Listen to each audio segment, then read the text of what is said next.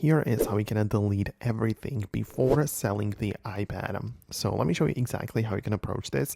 If it's your first time in here on Foxtecc, subscribe so you never miss anything important.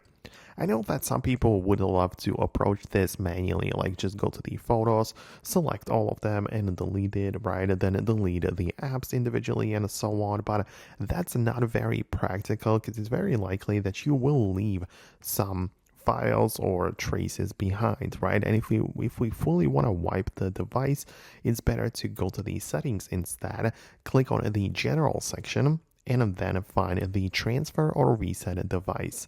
And then this is going to give you the ability to reset the settings and so on. And that's still not good enough because we need to tap on erase all content and settings.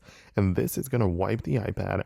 You can see when you click on it, it tells you what exactly is going to be gone. So all of the data you have there, which includes your photos, apps, literally everything, and also the Apple account is going to be signed out.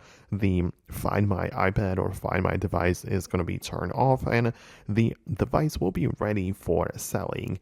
That means that you can give it away or sell it to someone else and they can set it up and use it on their own without any files left from you. One more thing though, if you are switching to another device or if you have some important things in here, make sure you have them backed up somewhere. You can use the iCloud backup, which can be found when you go to your settings tab, profile, and iCloud. You will be able to see the backup, so it depends, but if you don't want to lose your data, it would make sense to back it up somewhere before you erase the iPad fully. But that's all I wanted to show and talk about in this video. Let me know your thoughts and opinions below.